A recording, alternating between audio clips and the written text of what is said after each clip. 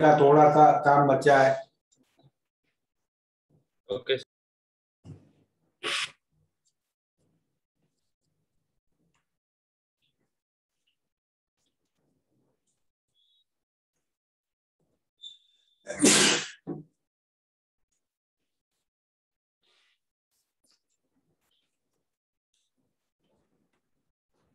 पहले तो हम लोग एक स्पेशल टाइप के न्यूक्लियर रिएक्शंस डिस्कस करते हैं, which we call as radio activity. ठीक है,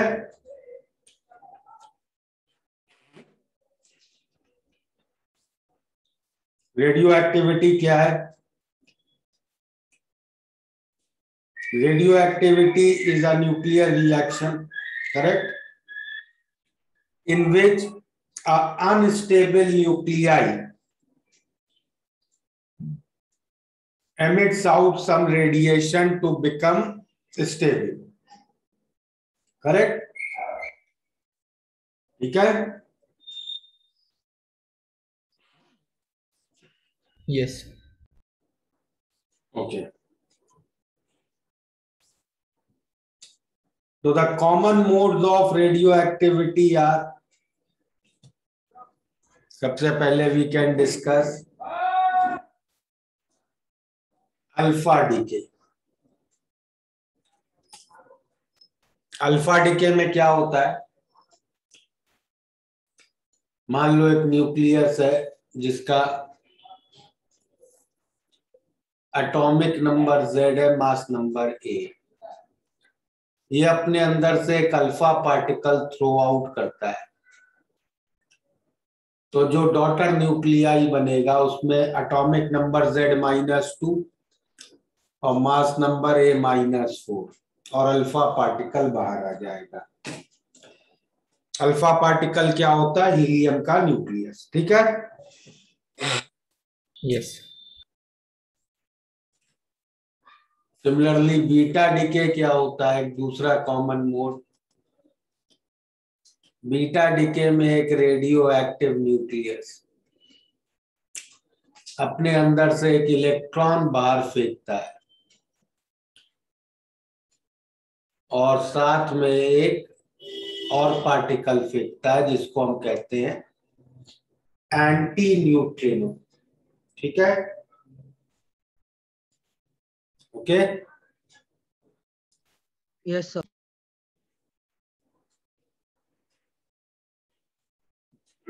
next common mode of decay, आपने उसका नाम क्या बोला?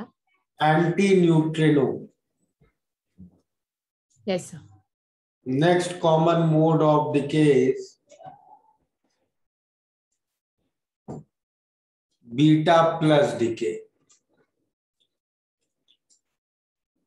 बीटा प्लस डीके में एक रेडियो एक्टिव न्यूक्लियाई अपने अंदर से एक पॉजिट्रॉन बाहर फेंकता है।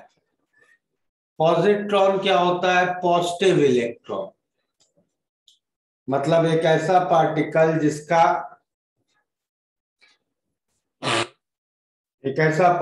जिसका मास इलेक्ट्रॉन के बराबर है। ठीक है,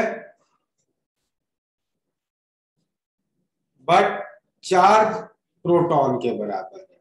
ओके, यस।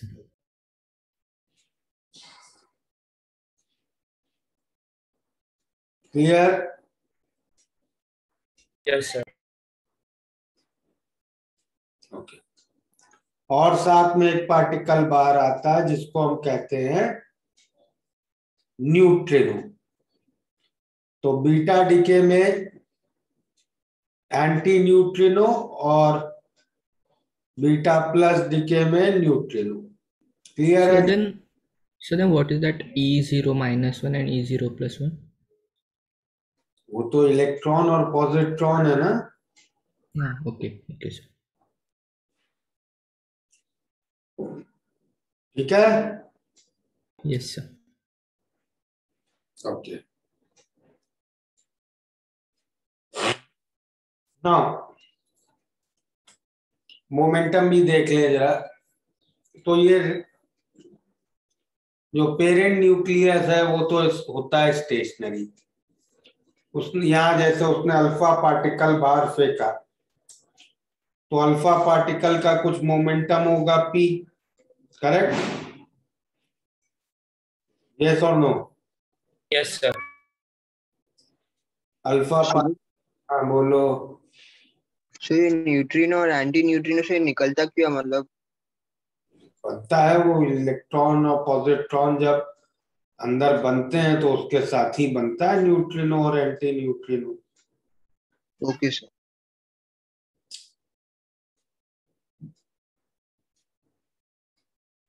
ठीक है, तो एक अल्फा पार्टिकल बाहर फेंका,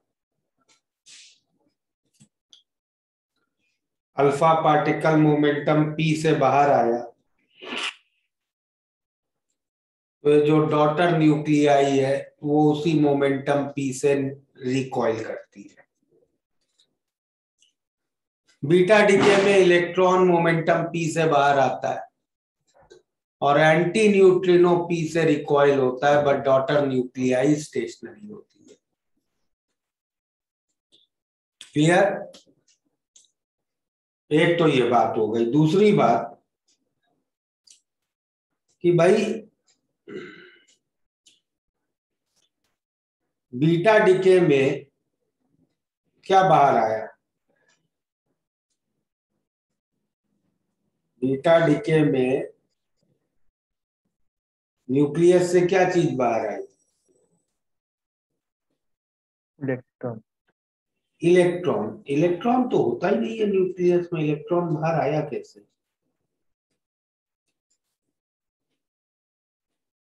हम्म?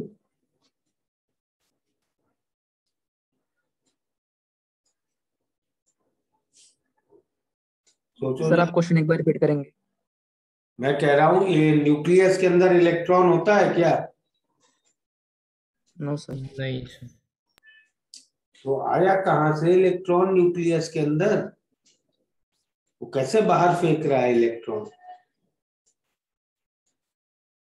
So maybe electron is exciting. अरे इलेक्ट्रॉन आया कहां से न्यूक्लियस के अंदर, मेरा ये क्वेश्चन है।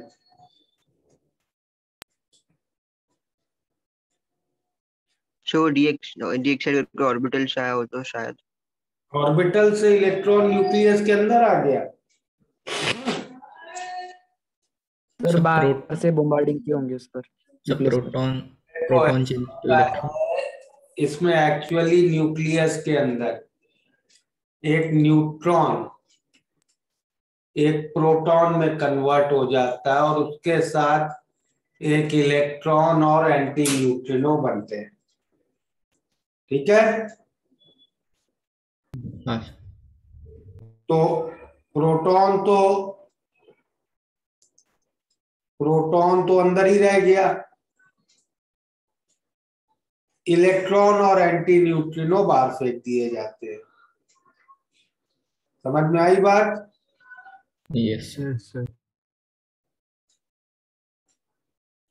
तो ये रेडियो एक्टिव डिके कौन से पार्टिकल्स करेंगे या कौन से न्यूक्लियस करेंगे? क्यों करेंगे ये डिके?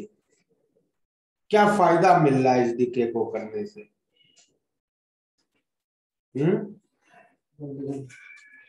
क्या फायदा मिल रहा है? पॉजिटिव चार्ज बढ़ रहा है। positive. नहीं, पॉजिटिव चार्ज नहीं बढ़ रहा है यार। नंबर ऑफ न्यूट्रॉन्स एक से कम हो गया, करेक्ट? हाँ और नंबर ऑफ प्रोटॉन से बढ़ बढ़ गया, गए। हाँ करेक्ट?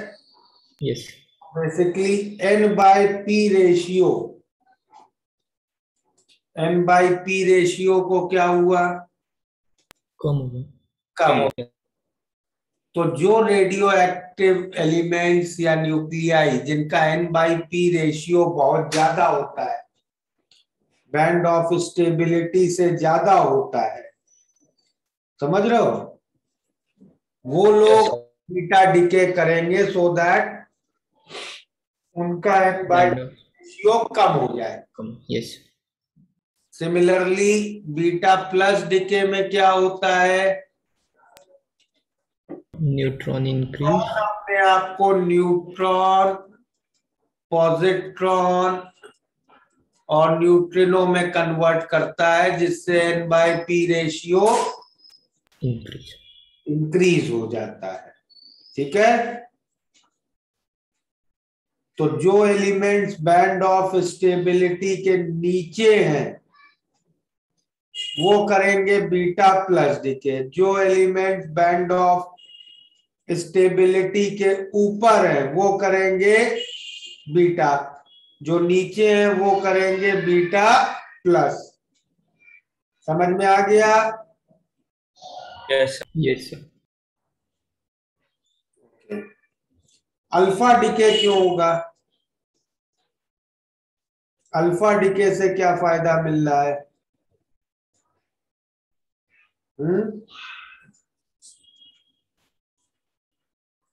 न्यूट्रॉन्स भी कम और प्रोटॉन्स भी कम। न्यूट्रॉन भी कम हो रहे हैं, प्रोटॉन भी कम हो रहे हैं। लेकिन देखो, अल्फा, बीटा और गामा तीनों डीके में केवल अल्फा डीके एक ऐसा डीके है जिससे मास नंबर कम हो रहा है, करेक्ट? हाँ सर। बाकी वरना मास नंबर किसी और डीके से कम नहीं हो रहा है। Agreed? Yes sir. Mass number किसी और डीके से नहीं कम हो रहा है ना। और जो न्यूक्लियस का रेडियस होता है, एक न्यूक्लियस का रेडियस उसके मास नंबर पे डिपेंड करता है। रेडियस न्यूक्लियस का ये होता है R0 into a⁻⁴, where R0 is a constant। ठीक है, तो जिस न्यूक्लियस का मास नंबर बहुत ज्यादा होगा उसका रेडियस ज्यादा होगा। अग्रीड? Yes sir. जितना रेडियस ज्यादा होगा उतना न्यूक्लियस बड़ा होगा, करेक्ट? हाँ सर। और जितना न्यूक्लियस बड़ा होगा न्यूक्लियर फोर्सेस उतने कम होंगे। अग्रीड? Yes yes.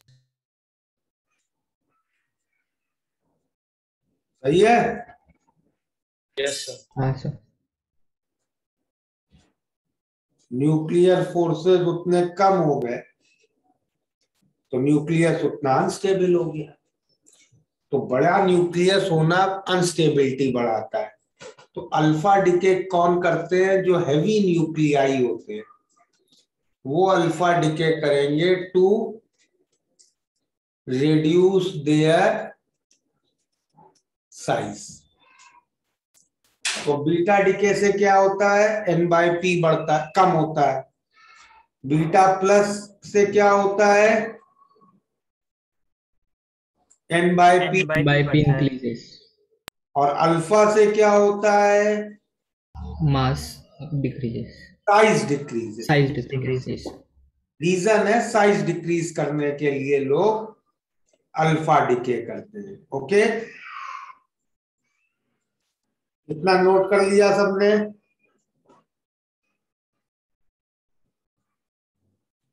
सर वो आपने वहाँ क्या लिखा है, अल्फा बीटा और बीटा प्लस के नीचे वो सर्कल्स में, वो वाला पार्ट एक बार प्लीज रिपीट कर दो। वो मोमेंटम है, इनिशियल मोमेंटम पार्टिकल का सबका 0 होता है भाई। एक न्यूक्लियस है वो तो स्टेशनरी है एमिशन करने से पहले। Yes sir. फिर बाकी अगर अल्फा पार्ट, जो भी पार्टिकल एमिट हो रहा है वो किसी मोमेंटम से बाहर फेंका जाएगा। ओके, तो बाकी फिर उतने ही मोमेंटम से कोई दूसरी चीज रिकॉइल करेगी। ठीक है? Yes sir.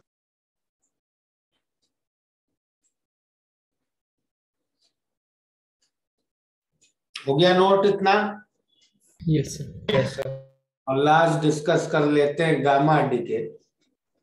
गामा डीके में क्या होता है, एक रेडियो एक्टिव न्यूक्लियस जिसके पास बहुत सारी एनर्जी है, एक्सेस एनर्जी है, वो अपनी एक्सेस एनर्जी को एक फोटोन के फॉर्म में बाहर फेंकता है। और ये कब होता है, एवरी अल्फा बीटा और beta plus is followed by a gamma decay. ठीक है, नोट करो इतना।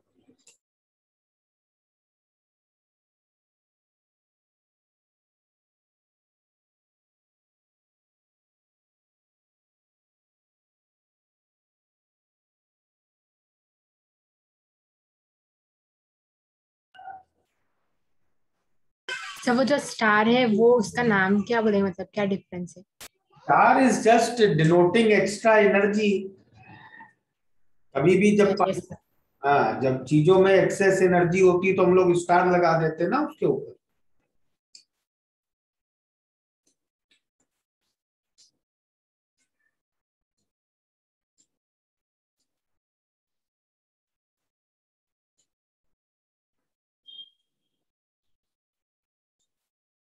ठीक है, इतना क्लियर है?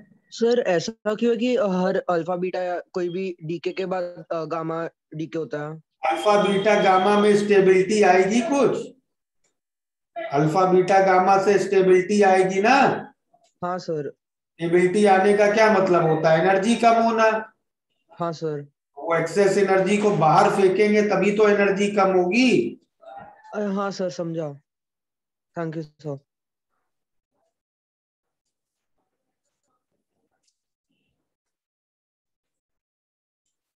हो गया, नोट कर लिया? Yes sir. Hello sir. हाँ बोलो। सर वो अल्फा डीके के ऊपर जो आपने रेडियस का लिखा है सर येलो में, वो क्या डिनोट कर रहा है?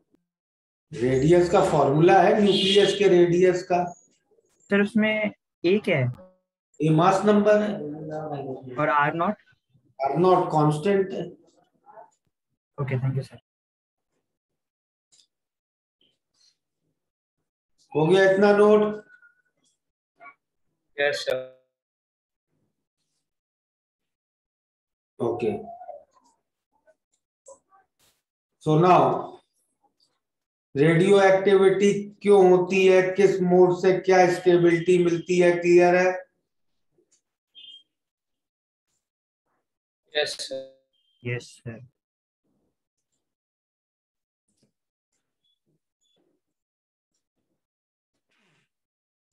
Next we can discuss kinetics of radioactivity. See, all radioactivity follows a first order type of kinetics.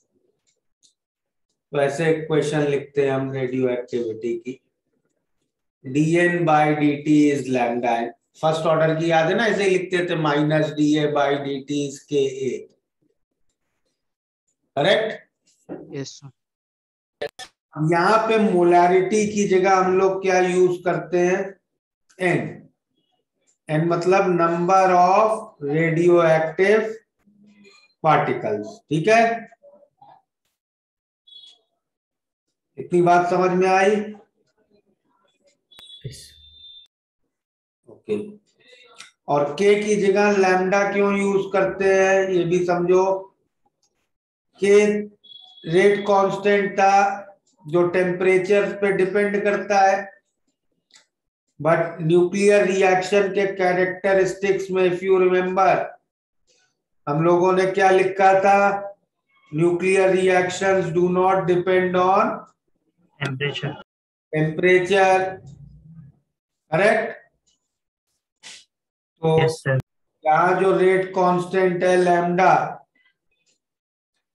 That will not depend on temperature, Temperature.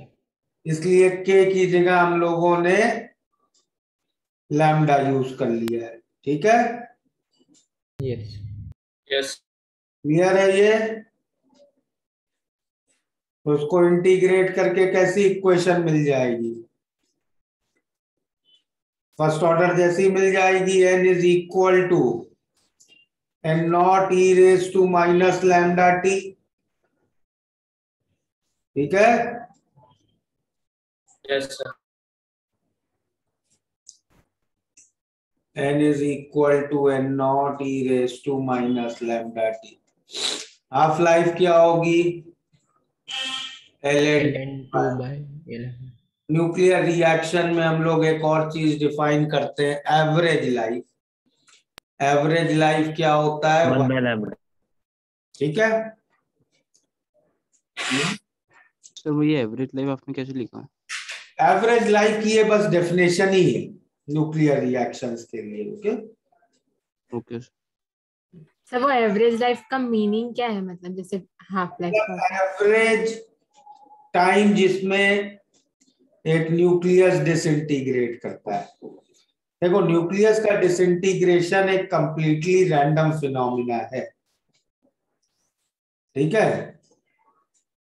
कब एक न्यूक्लियस डिसइंटीग्रेट होगा? That is a completely random phenomena. तो ये average life denotes the average time in which a nucleus will disintegrate. ठीक है। Yes sir.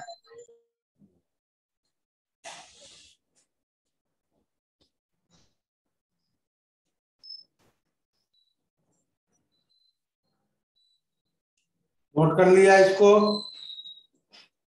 Yes sir. Yes. Okay. अच्छा, किसी भी न्यूक्लियर रिएक्शन के रेट को हम लोग कहते हैं एक्टिविटी ऑफ द सैंपल। तो यहाँ पे रेट या एक्टिविटी किस यूनिट में आएगा? Second inverse. सेकेंड इनवर्स मतलब नंबर भी तो लेना पड़ेगा ना, करेक्ट? तो एसआई यूनिट इसका हम लोग कहते हैं एक्टिविटी। कैसे लिखते हैं? Activity is lambda into N, और इसका एसआई यूनिट होता है बिक्वेरल, BQ से डिनोट करते हैं, which is 1 disintegration per second. ठीक है। Commonly used non SI unit है एक तो curie. 1 curie is 3.7 into 10⁻10 DPS, और rutherfordium 1 rutherfordium is 10⁻6 DPS। Okay. Sir DPS क्या, प्लीज रिपीट करोगे? Disintegration per second. Okay.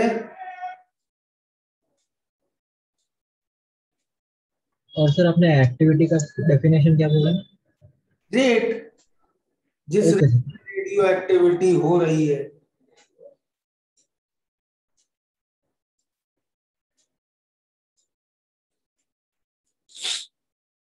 Hello sir. बोलो। किसी भी न्यूक्लियर रिएक्शन के रेट को एक्टिविटी बोलते हैं। हाँ। Okay sir.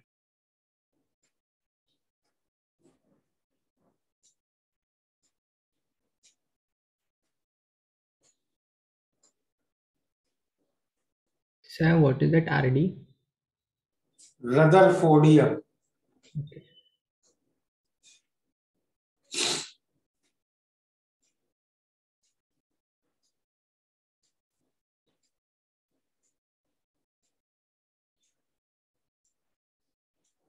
नोट कर लिया? Yes.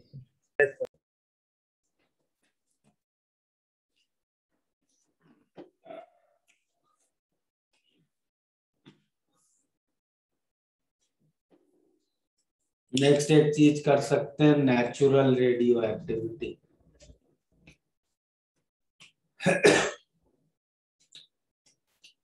नेचुरल रेडियो एक्टिविटी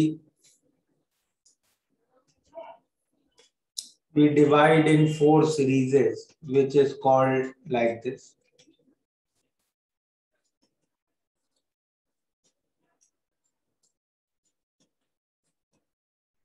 ठीक है। ऐसे नंबरिंग देने का लॉजिक क्या है ये समझो जरा। देखो अगर रेडियो एक्टिविटी होगी अगर रेडियो एक्टिविटी होगी तो ये बताओ, अल्फा बीटा या गामा डिकेज होंगे, अल्फा बीटा बीटा प्लस या gamma, correct? Yes. Yes sir. Beta beta plus और गामा, इन तीनों डिकेज से तो मास नंबर चेंज होता ही नहीं है। Agreed? Yes. Yes sir. Yes sir. और अल्फा डिकेज से चेंज होता है तो कितना होता है? 2 -4. नंबर कितने Minus. चेंज होता है? -4। 4 से। तो अगर एक रेडियो एक्टिव डिके की सीरीज चल रही है तो उसमें जो स्टार्टिंग एलिमेंट का मास नंबर होगा, जिस तरीके का वो 4 का मल्टीपल होगा, उस सीरीज में सारे न्यूक्लियस जो आएंगे वो उसी तरह के 4 के फैक्टर होंगे। ये बात क्लियर है? Yes sir. मतलब अगर पहले न्यूक्लियस का मास नंबर 4 से परफेक्टली डिविजिबल है, 4n टाइप का नंबर है, तो उसमें उसके डिसइंटीग्रेशन में जितने भी और न्यूक्लियस आएंगे सबका मास नंबर 4 से परफेक्टली डिविजिबल होगा। हाँ सर। हाँ सर। करेक्ट? तो जैसे 4n सीरीज का स्टार्टिंग एलिमेंट होता है 90 थोरियम 232। अब 232 कैसा नंबर है? 4 से 4 से डिविजिबल नंबर है, मतलब 4n टाइप का नंबर हूं ना। यस हाँ। सर। तो ये बहुत सारे अल्फा और बीटा डिकेस करते करते, सेवरल अल्फा बीटा डिकेस करते हुए ये इवेंचुअली बनाता है 82 लेट 208। ओके, अब 82 लेट 208 तो बहुत स्टेबल न्यूक्लियस है, ये तो समझ में आ रहा है, हाँ सर। क्योंकि उसमें न्यूट्रॉन और प्रोटॉन दोनों के लिए मैजिक नंबर है। Yes correct? तो इस पूरी सीरीज को हम लोग क्या कहते हैं? इस पूरी सीरीज को हम लोग कहेंगे 4n series. Okay, yes sir. अच्छा, तो अब सपोज तुमसे कोई ऐसा पूछ ले कि भाई 4n सीरीज में, पूरी 4n सीरीज में कितने अल्फा पार्टिकल्स हैं, कितने बीटा पार्टिकल्स हैं, तो बता सकते हो क्या? No sir. पूरी 4n सीरीज में कितने अल्फा और कितने बीटा पार्टिकल्स हैं, कैन वी टेल? हाँ सर। सर मास नंबर से पहले अल्फा अल्फा को सेपरेट कर लेगा, फिर बीटा निकाल देंगे। Very good. तो चलो करते हैं जरा। तो 4n सीरीज में अगर आप देखिए, मास नंबर स्टार्टिंग में कितना है? 232, फाइनली 208, तो मास नंबर में इतना ड्रॉप हुआ, और एक अल्फा पार्टिकल से मास नंबर में 4 का ड्रॉप होता है। Yes sir. तो कितने अल्फा पार्टिकल्स हो गए? इतने 2 कितने आए अल्फा पार्टिकल? 6। 6। Yes sir. समझ में आई ये बात? हाँ यस सर। अब बीटा पार्टिकल्स कितने आएंगे? देखिए, अल्फा पार्टिकल से एटॉमिक नंबर में कितने का डिक्रीज होता है? 2 का। तो टोटल अल्फा पार्टिकल से एटॉमिक नंबर में कितना डिक्रीज होगा? 2 अल्फा का। हाँ। और बीटा पार्टिकल से एटॉमिक नंबर 1 से इंक्रीज करता है, यस। तो टोटल डिक्रीज कितना होगा? 2 अल्फा माइनस बीटा,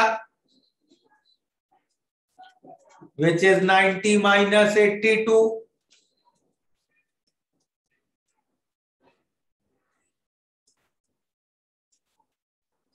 तो 2 इंटू 6 माइनस बीटा इज 8, तो बीटा पार्टिकल्स आ गए 4। ठीक है, ये वाला एक बार वापस समझाना, 2 अल्फा मैंने पूछा। एटॉमिक नंबर को अल्फा 2 से कम करता है यस सर। और बीटा 1 से बढ़ाता है, हाँ सर। तो टोटल डिक्रीज एटॉमिक नंबर में कितना होगा? 2 अल्फा माइनस बीटा का। Okay sir. हाँ ठीक है, यस सर। तो अब बुकलेट है सबके पास? No sir. बुकलेट ही नहीं है इसकी? नो सर, पीडीएफ भी नहीं है। या कैसे सर करोगे? इसकी बुकलेट है, बुकलेट 5 में, मॉड्यूल 5 में है इसका।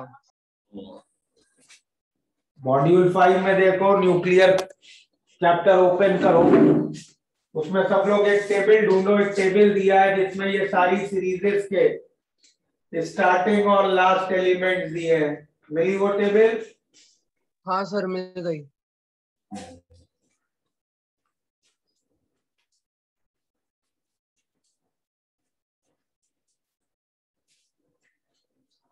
वो सब लोगों को याद करनी है वो टेबल। Okay,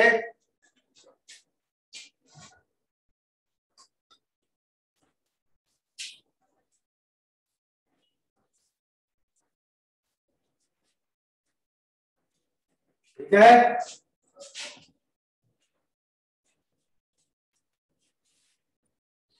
yes. और उसी में आगे कुछ पॉइंट्स भी लिखे हैं रिगार्डिंग दीज सीरीजेस। नेक्स्ट पेज पे देखो, है ना?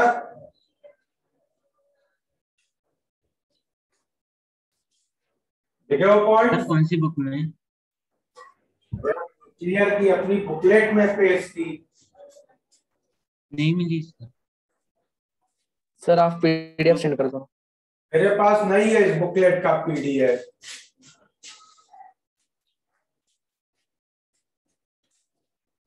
किसी के पास है क्या पीडीएफ इसका?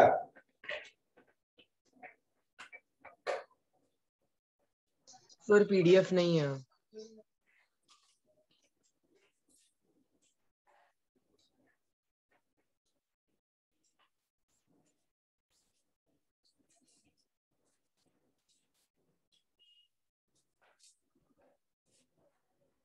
चलो वेट करो 5 मिनट्स में अरेंज करता हूँ। रुको 5 मिनट।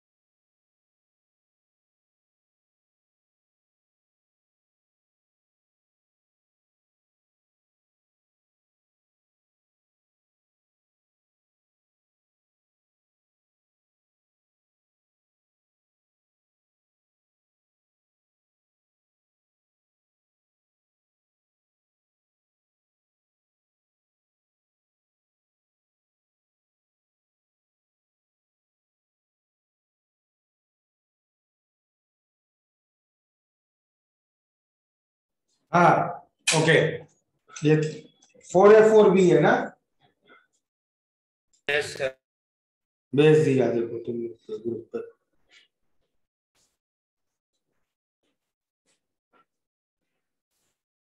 मिला? Yes sir.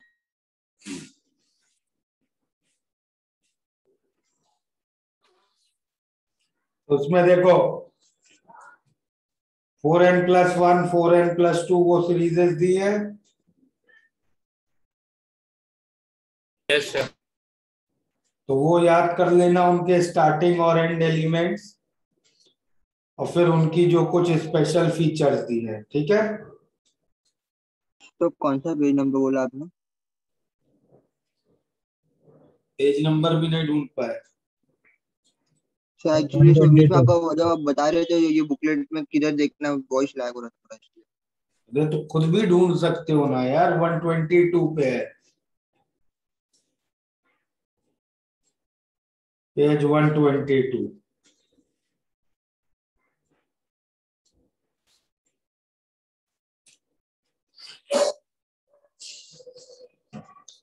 ओके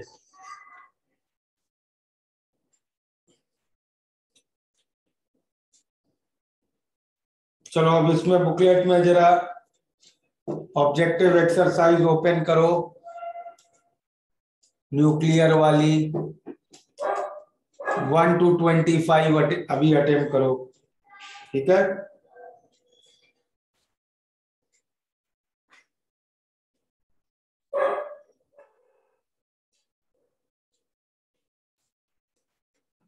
अटेम्प्ट करो उनको।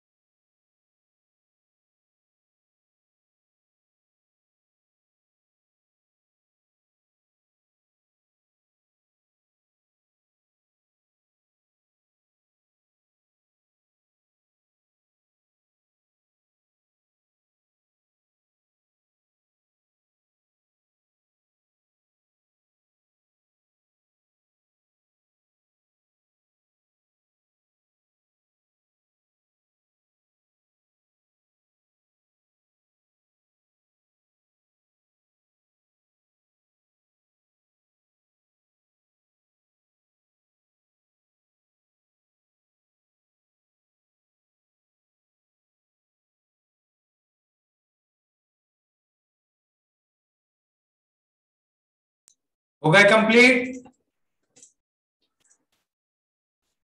Yes no sir. Sir, no sir. अच्छा, एक चीज और लिख लो जरा, कार्बन डेटिंग।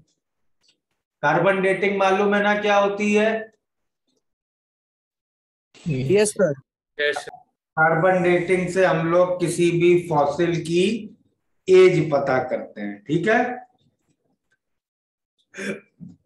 कैसे पता करते हैं, क्या कंसेप्ट है? अगर हमें कोई फॉसिल मिला मान लो, ठीक है, तो हम उसकी एक्टिविटी निकालते हैं उस फॉसिल की, और उसकी एक्टिविटी किसी भी लिविंग की एक्टिविटी से कंपेयर करते हैं, and this ratio is equal to e raised to minus lambda t, where lambda is rate constant for disintegration of carbon 14। तो इससे हमें ये टाइम मिल जाता है कि कितने टाइम से ये लिविंग ऑर्गेनिज्म डेड है, ठीक है? yes. बट लेकिन इसमें एक केयर रखनी पड़ती है हमें कि फॉसिल और लिविंग थिंग दोनों में कार्बन 12 का अमाउंट सेम होना चाहिए, ओके?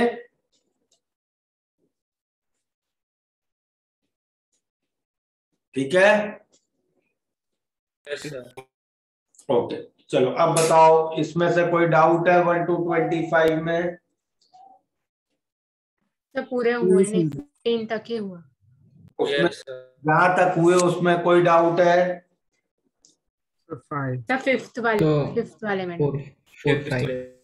एक एक करके यार, फिफ्थ पहले जरा पढ़ ले, क्या है फिफ्थ प्रॉब्लम?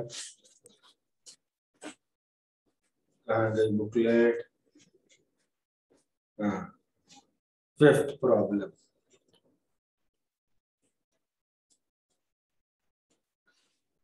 किसकी रेडियो एक्टिविटी सबसे ज्यादा होगी भाई? इसमें रेडियो एक्टिव सब्सटेंस कौन सा है? रेडियम। हाँ, तो जिसमें रेडियम सबसे ज्यादा, उसकी रेडियो एक्टिविटी सबसे ज्यादा, करेक्ट? Yes sir. रेडियम किसमें है सबसे ज्यादा? 1 ग्राम रेडियम सबसे ज्यादा होगा ना? Yes sir. हो गया प्रॉब्लम, आगे चलो अगला। सर थर्ड वाला बता देना। थर्ड, मास डिफेक्ट क्या होता है? प्रोडक्ट्स का मास माइनस रिएक्टेंट्स का मास, ठीक है? Okay sir, okay. 8th order of their penetrating power. भाई पेनिट्रेटिंग पावर उसका सबसे ज्यादा होगा जिसका मास और चार्ज सबसे कम हो। चार्ज नहीं होगा तो वो किसी चीज से डिफ्लेक्ट नहीं होगा, और मास कम होगा तो स्पीड ज्यादा होगी, ढंग से पेनिट्रेट कर पाएगा, करेक्ट? ठीक है, यस सर। ऑप्शन ए हो जाएगा आंसर। Sir 10th। चार्ज में मास रेशियो बोला ना उसके लिए? चार्ज बाय मास रेशियो नहीं बोला है, चार्ज एंड मास बोला है। Okay sir. ओके, आज अकोला बैच भी इसी में कंबाइंड है क्या? सर हमारा कंबाइंड हो गया वापस से। वापस कंबाइन हो गया, गुड। अच्छा, अगला क्या बोल रहे थे, कौन सा? Sir 10th। 10th में क्या दिक्कत हुई? रिएक्शन लिखो। रिएक्टेंट क्या? 101 MD255, इस पे अल्फा पार्टिकल आया, प्रोडक्ट में कह रहे हैं 2 न्यूट्रॉन बन गए। अब एटॉमिक नंबर कंजर्व करो पहले, टोटल यहाँ नीचे का सम कितना? 103। Yes sir. इधर 0 तो यहाँ जो अगली चीज होगी उसका 103 होगा। ऊपर कितना टोटल है? 259। यहाँ हो गया तो 257, तो 103 लॉरेंशियम 257 हो गया, ठीक है? Yes sir. और बोलो sir 7। 1 mole alpha emitting nuclei, half life 10 hour है। अल्फा, भाई देखो अल्फा पार्टिकल कितने एमिट हो गए, इतने, करेक्ट। तो न्यूक्लियस बचे कितने होंगे, इतने, correct. Correct sir. n is equal to n naught, starting में इतने थे, into e raise to minus lambda T. निकाल लोगे टाइम? हाँ सर निकल जाएगा।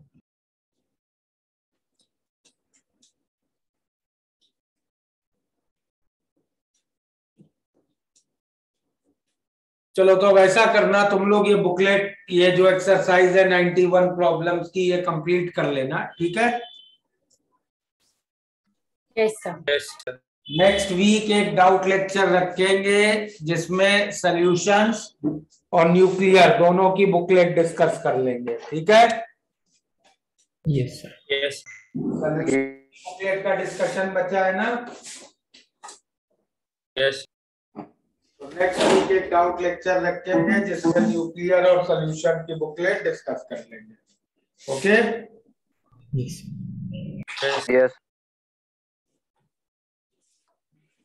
आज फिर यहाँ स्टॉप करते हैं, बुकलेट कंप्लीट करो, ठीक है। Okay sir. Bye everybody. Bye sir.